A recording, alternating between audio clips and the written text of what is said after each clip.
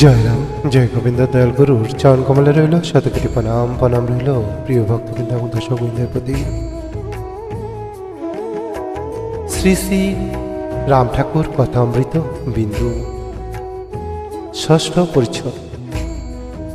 পরের দিন আবার সন্ধ্যার অল্প পূর্বে শ্রীযুত দ্বিজেনবাবু ও গিরিজা দাদাকে নিয়ে ঠাকুরের কাছে উপস্থিত হওয়া গেল।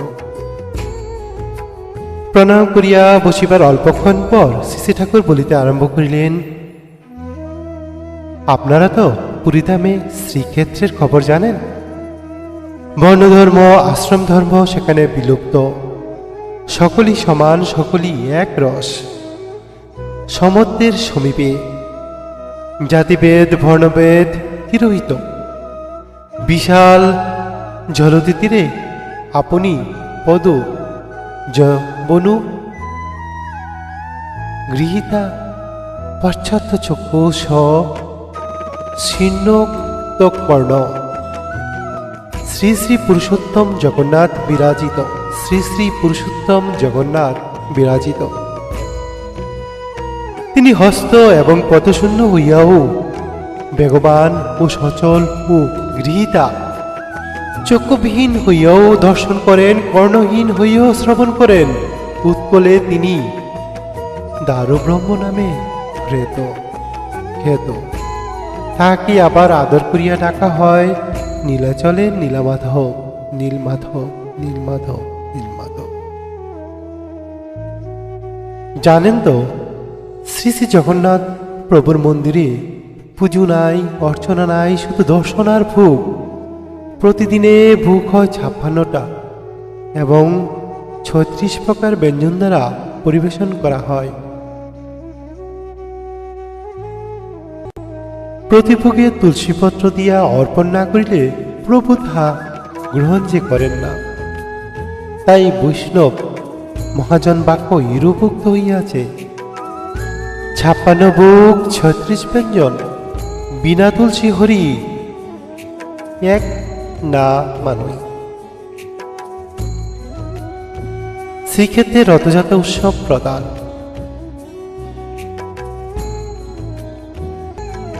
সহস্র সহস্র নরনারী রথপরি পুরুষোত্তম জগন্নাথ দেবকে দর্শন করবার জন্য প্রতি বৎসরই ছুটিয়া যায়। এই ছুটিয়া যাওয়ার পিছনে রয়েছে পুনর্জন্ম রহিত হওয়ার বাণী। রথত বামনং দৃঢ় পুনর্জন্ম নবিদ্যাতে। এই যে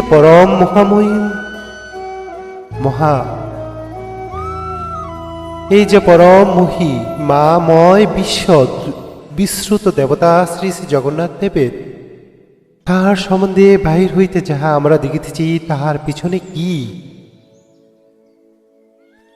অন্তর্নিহিত জিনিস রহিয়াছে খুঁজিয়া দেখা দরকার। মূর্তিত ভাবেরই প্রকাশের স্থলেতে। কেহ যদি জিজ্ঞেস করেন যে জগন্নাথ দেবের আকার কিরূপ, তাহার কিন্তু কোনো প্রীতিপদ উত্তর দিতে পারা যায় না।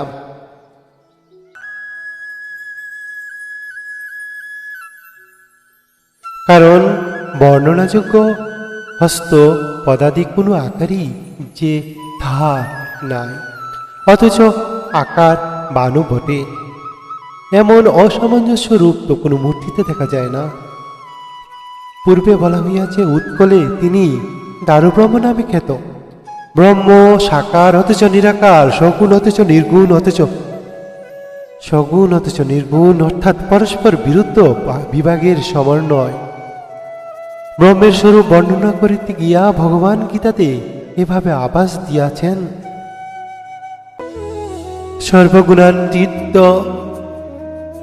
সর্বগুণান্ডিয় গুণাভাসং সর্ব ইন্দ্রিয় বিবর্জিতম আসক্তং সর্বভূচৈব নির্গুণং গুণভুক্তৃচ্চ। গীতা 13তম অধ্যায় 14তম শ্লোক। জয়রাম, জয়রাম, জয়রাম। ভুল ত্রুটি মার্জনা করবেন। সকল ইন্দ্রিয়ের আভাস, সকল ইন্দ্রিয়ের গুণের আভাস তাহাতে আছে, শুধু সেই স্বরূপ ইন্দ্রিয় বর্জিত। সর্বদা অলিপ্ত, অথচ তিনি সকলের তিনি সকলকে ধারণকারী, তিনি গুণারহিত ও বটে, তবু গুণের ভোক্তা। তাহার স্বরূপই এই তাই জগন্নাথ দেবের ইহা যুগপৎ বর্তমান। শ্রী শ্রী জগন্নাথ দেবের মধ্যে সাকার অথচ নিরাকার, সেই রূপ নিরাকার অথচ সাকার, এই মূল তত্ত্বের আভাস পাই।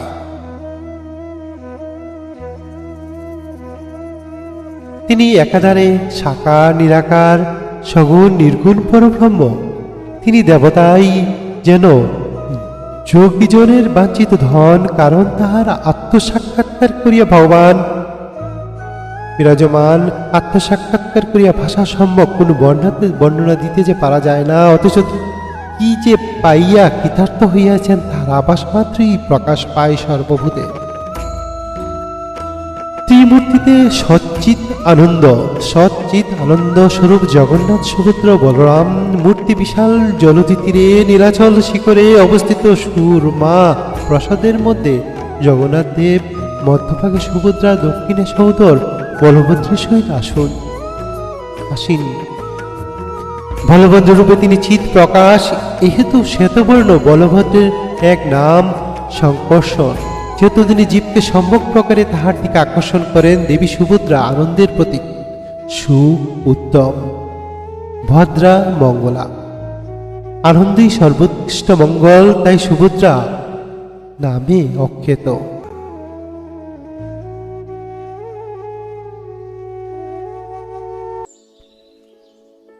জীব হৃদয়ে তাহাকে জানিবার আকাঙ্ক্ষা প্রবল হয়, তখন তিনি তাহার অন্তরে বৈরাগ্য উদ্বোধন করিয়া বিশাল মায়ার জলাদি অতিক্রম করাইয়া বিশ্বস্বরূপ দান করেন।